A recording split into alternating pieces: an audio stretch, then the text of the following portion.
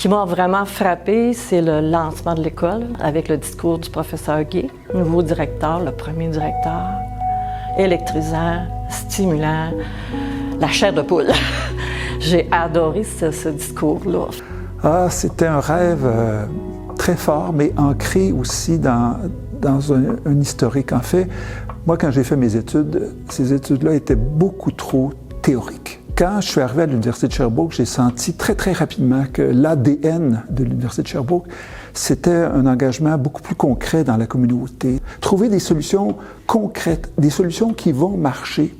Pas juste des rêves. Oui, on a besoin de rêves, mais il faut que les rêves atterrissent. Et ce qu'on voulait à l'École de politique appliquée, c'est de développer cette pédagogie beaucoup plus enracinée sur le milieu, enracinée dans la vie réelle. Et c'est ça qu'on désirait. Et peu à peu, on le fait. C'était le rêve du beau risque, c'est-à-dire permettre une certaine autonomie à la science politique, à la réflexion politique, à la réflexion géostratégique. Cela ne signifiait pas pour nous, au moins pour moi, surtout une rupture avec le département d'histoire. Au contraire, je voulais toujours, comme tous mes collègues, toujours garder ce dialogue fructueux entre toutes les sciences humaines et particulièrement l'histoire et la science politique.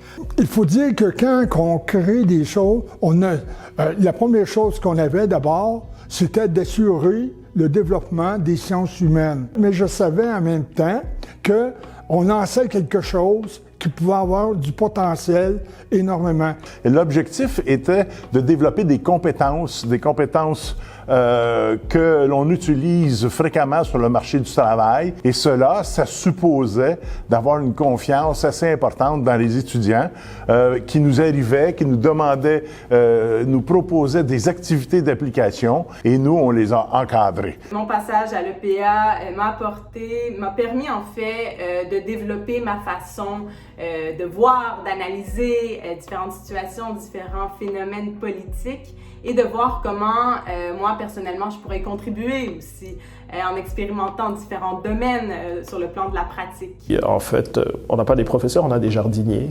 Ils arrivent à cultiver chez tout le monde qui est passé à l'EPA une fierté de comprendre mieux le monde politique, là, peu importe son niveau, que ce soit de l'international au municipal, et aussi d'être beaucoup plus sur le terrain, appliquer, essayer, tester des affaires, là, puis de ne pas juste se limiter à la théorie, mais aller dans la pratique aussi. L'EPA a gardé certainement une position d'autorité à l'intérieur de différentes disciplines de sciences politiques et des institutions de sciences politiques.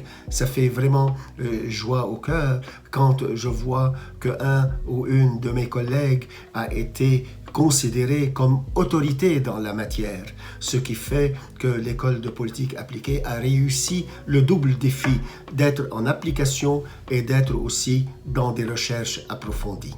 Il y a beaucoup de gens dans toute la province qui pouvaient décider de venir à Sherbrooke à cause de la visibilité dans les médias que l'école était capable d'avoir. Je pense que la plus belle réussite, ce sont nos finissants.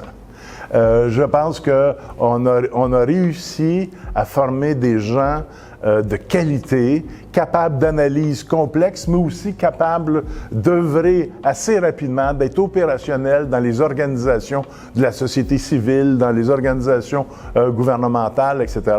Donc, je pense que la plus belle réussite, ce sont ces finissants qui, d'ailleurs, lorsqu'ils partent d'ici pour aller faire une maîtrise à l'Université de Montréal ou à l'Université du Québec, sont très, très appréciés. Et nos finissants à la maîtrise, c'est encore mieux.